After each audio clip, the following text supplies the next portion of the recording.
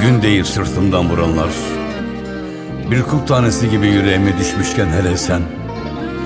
Kum tanesinin denize hasrettiği gibiydim sana. Yeşiller verdin, maviler, gençliğim, gözyaşlarım. Bari sen vurmasaydın, yüreğimi bir çırpıda yerle bir ettin.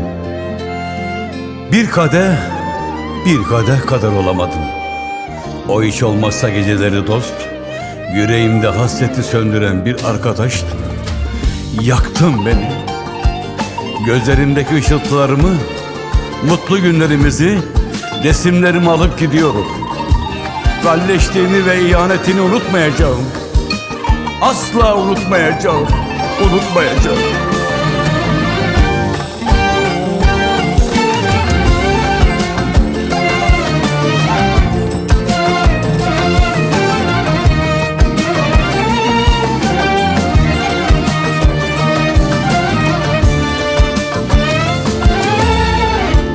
Resmine de bakmayacağım, adını anmayacağım. Resmine de bakmayacağım, adını anmayacağım. Ah seni kalbimden söküp aşkı unutacağım, seni unutacağım. Seni kalbimden söküp aşkı unutacağım, seni unutacağım.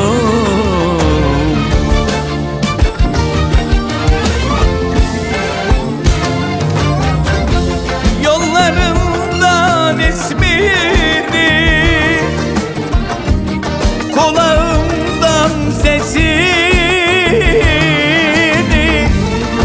yüreğimden sevgini silip unutacağım.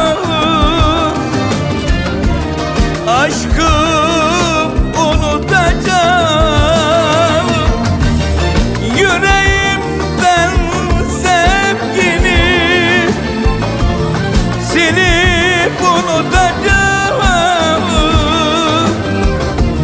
Aşkı unutacağım.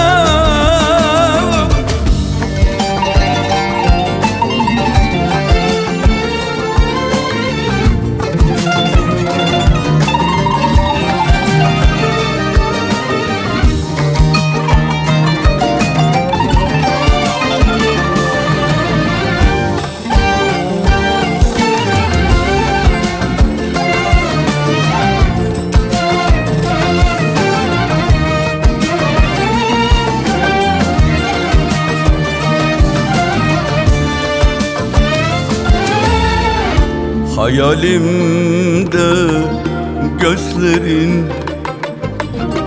yüreğimde izlerin. Hayalimde gözlerin, yüreğimde izlerin. Ah yalan, yalan dolu sözlerin silip unutacağım, seni unutacağım. Ah yalan dolu sözlerim silip unutacağım, seni unutacağım.